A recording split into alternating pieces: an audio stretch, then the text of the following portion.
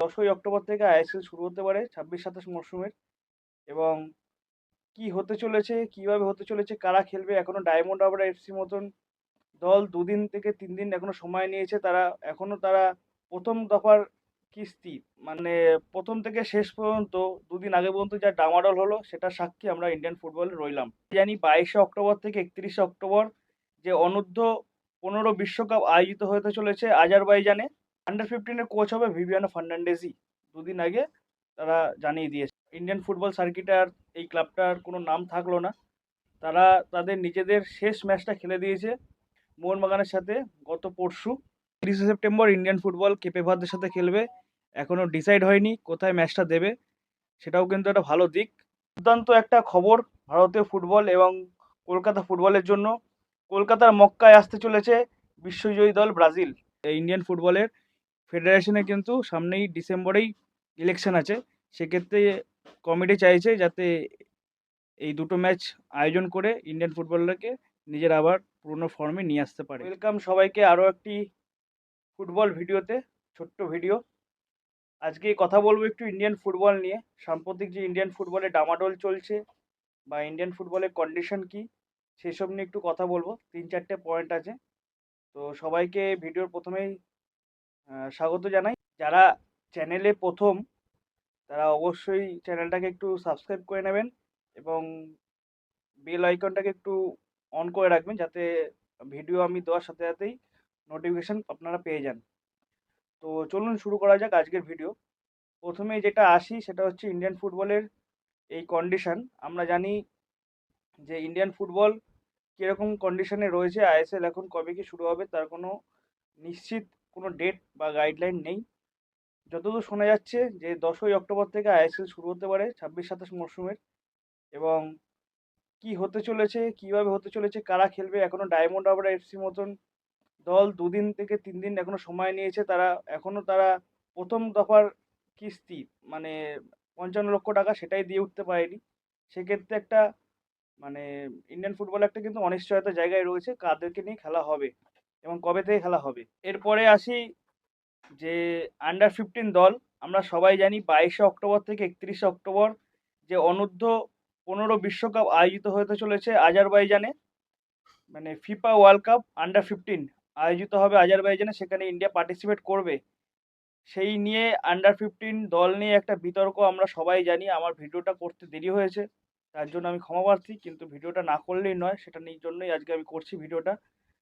তো প্রথম এত, মানে প্রথম থেকে শেষ পর্যন্ত 2 দিন আগে পর্যন্ত যা ডামাডোল হলো সেটা সাক্ষী আমরা ইন্ডিয়ান ফুটবলে রইলাম।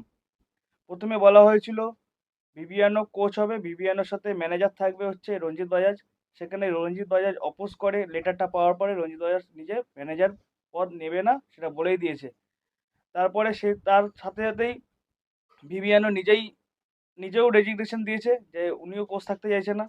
সেক্ষেত্রে ভারতীয় ফুটবলে অনূর্ধ্ব 15 দলের কে ম্যানেজার বা কে কোচ হবে সেটা নিয়ে আবার বৈঠক হয়।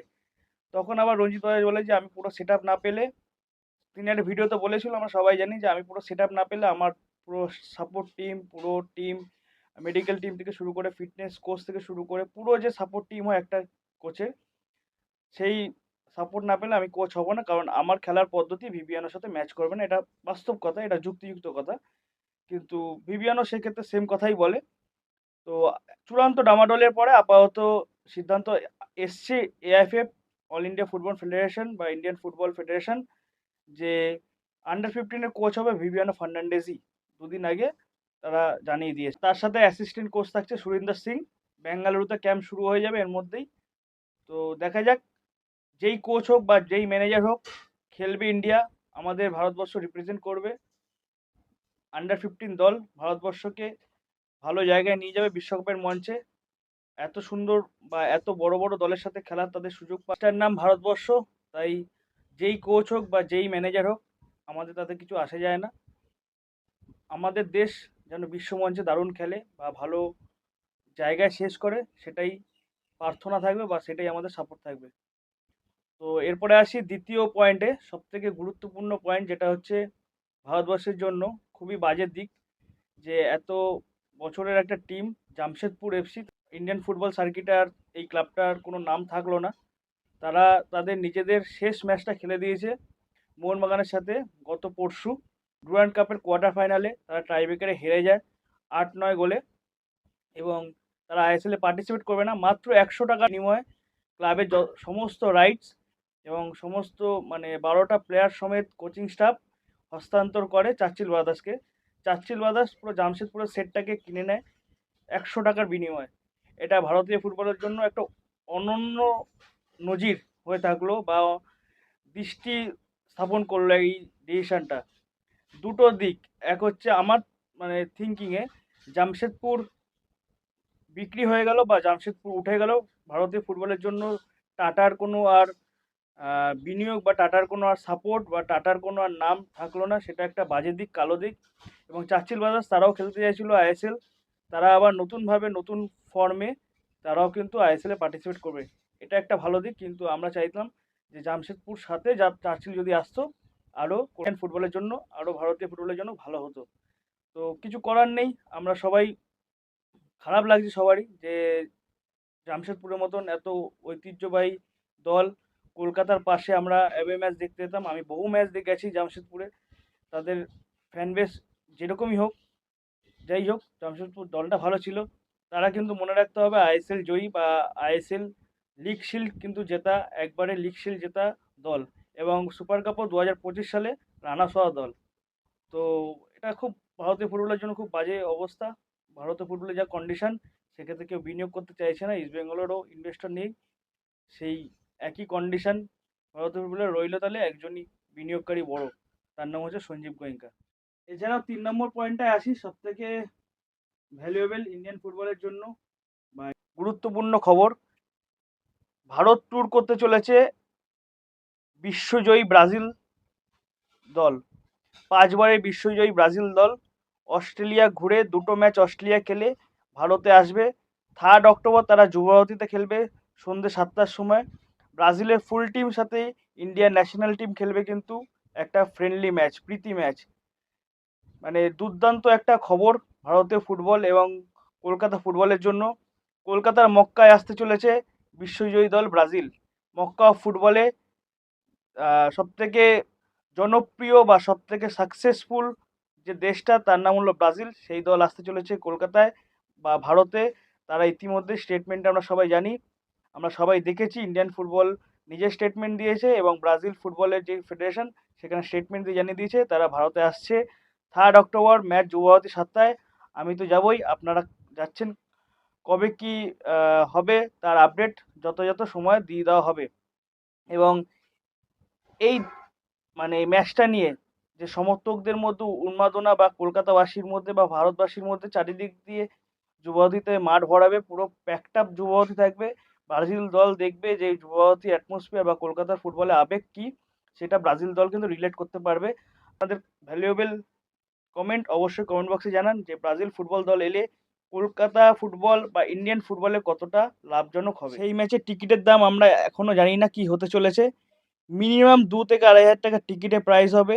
যদি এফোর্ড করতে পারি সবাই, তো আমরা সবাই যাব আশা করি। আমি তো যাওয়ার জন্য খুব আগ্রহী যে এই ম্যাচটাকে দেখতে যাব, নিজের স্বচক্ষে এক্সপিরিয়েন্স করব ব্রাজিল ফুটবল দলকে।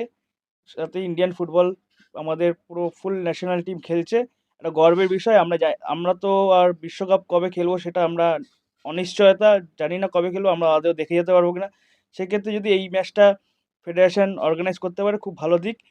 কিন্তু এর সাথে একটা বিতর্ক তৈরি হয়েছে যে ইন্ডিয়ান ফুটবল এত টাকা খরচা করে, 50-60 কোটি টাকা খরচা করছে প্রায় ব্রাজিল ফুটবল দলটাকে এনে এখানে একটা ম্যাচ খেলানোর জন্য।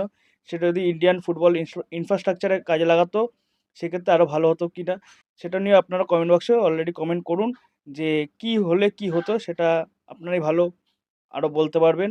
বা আপনাদের সাজেশান বা মতামত অবশ্যই কমেন্ট বক্সে জানান যে ইন্ডিয়ান ফুটবল 60 থেকে 70 কোটি টাকা বা 50 কোটি টাকায় যদি আমি ধরি, যদি ইন্ডিয়ান ফুটবলে কাজে লাগাতো সেটা আরও ভালো হতো কিনা ব্রাজিল ফুটবল দলকে আনার থেকেও। তো যাই হোক, ফেডারেশন চাইছে একটা দৃষ্টান্ত স্থাপন করতে ইন্ডিয়ান ফুটবলে একটা দিক, বা ইন্ডিয়ান ফুটবলের নজর যাতে বিশ্বব্যাপী আসে, বিশ্বমঞ্চে আসে, সেক্ষেত্রে ব্রাজিল দলকে আনা। তো আশা করি ভালোই হবে, এবং ব্রাজিল দলের সাথে ইন্ডিয়ান ফুটবল খেলছে সেটা আমরা সাক্ষী থাকবো, এর জন্য আমরা গর্বিত। দেশবাসী বিশেষ করে কলকাতাবাসী হিসেবে আমরা কিন্তু খুব গর্বিত। আমরা জানি না ব্রাজিল ফুটবল কি স্কোয়াড নিয়ে আসবে। আশা করি সবাই থাকবে, ভিনিসিয়াস জুনিয়র থেকে রাফিনা। তো আমরা খুব আশাবাদী। এছাড়াও 30শে সেপ্টেম্বর ইন্ডিয়ান ফুটবল কেপে ভার্দের সাথে খেলবে। এখনও ডিসাইড হয়নি কোথায় ম্যাচটা দেবে, সেটাও কিন্তু একটা ভালো দিক। খুব এক্সাইটেড আমরা। তো দেখা যাক এই দুটো ম্যাচ ঘোরাতে পারে কিনা। আমরা সামনেই জানি ইন্ডিয়ান ফুটবলের ফেডারেশনে কিন্তু সামনেই ডিসেম্বরেই ইলেকশন আছে।